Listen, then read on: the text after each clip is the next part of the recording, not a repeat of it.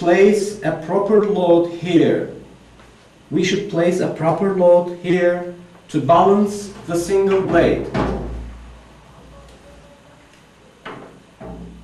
This counterweight rotates semicircular like the blade.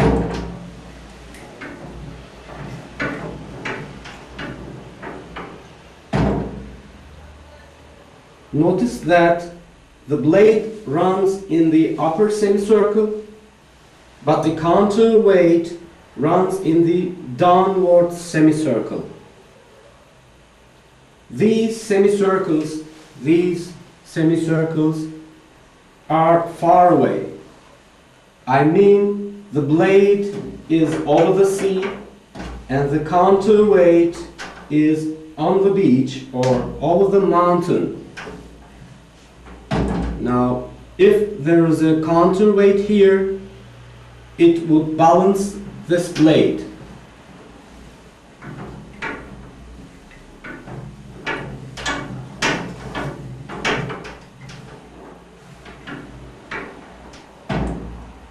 These crosswise hoses link them together. The blade or the counterweight move the piston behind. This is a piston and this is the second piston. The blade moves the piston behind and the counterweight moves the second piston behind. And this closed hydraulic system balances the single blade during its all 180-degree working gap. This is a closed system like our blood system. Behind the blade, you see the details. I think it is very simple. And this is the second piston behind the counterweight. You see the details. I think it's simple.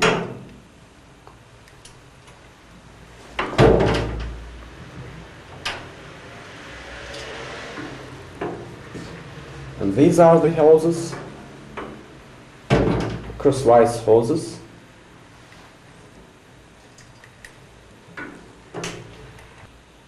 The most important thing I want to say is, if there is the proper load here, this single blade would be passive on every point of its semicircular orbit. This would be passive if there was a load here, like this.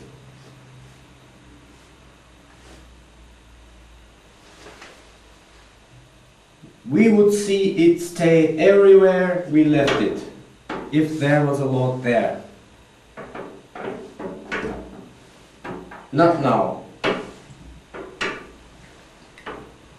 Now. This means this blade is now ready to fly by a way. Look at the scales. It is in balance when empty. It is also in balance under little or big loads.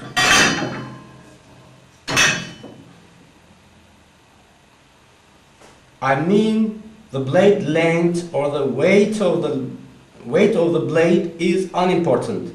You can build a 200-meter long blade in balance by this way.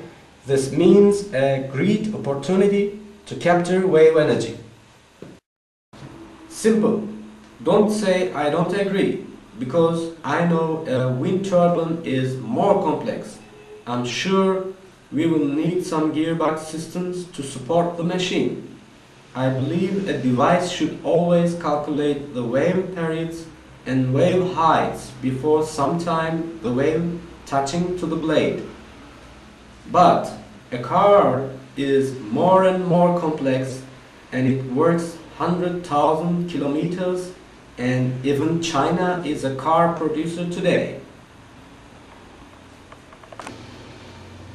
2.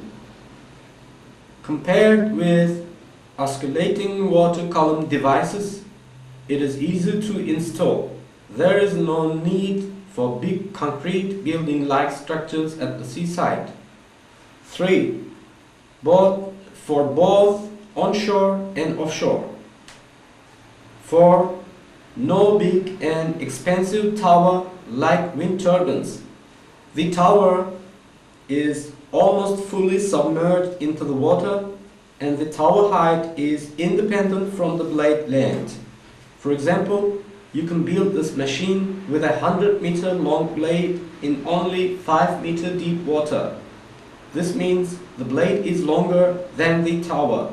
This is impossible for wind turbines. 5.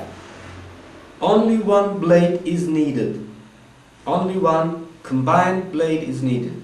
This means a very strong blade structure. The chord length of the blade is enormous when compared with wind turbine blades. This means with same and/or cheaper materials, you can build a longer blade for this machine. If I'm not wrong, the biggest wind turbine blade today is about 60 meters long. I believe it is easily possible today to build a 250 meter long blade for this device. Fixed shape blades. We can build active blades. We can build active blades for the changes in wave heights. Active blades.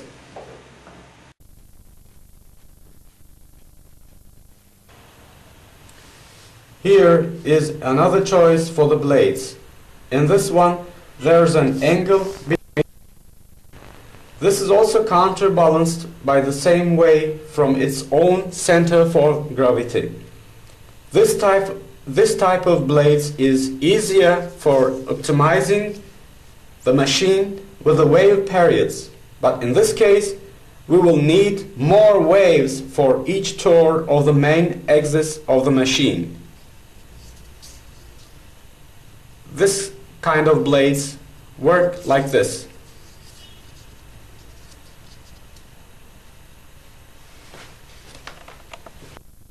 And finally, I want to show you our air compressor, which we use for getting pressure air in dentistry. I can't believe its complexity when I'm thinking about its simple function. Only and only making air pressure. I guess my machine is no more complex. You, engineers, I believe you can realize it. Thank you for listening.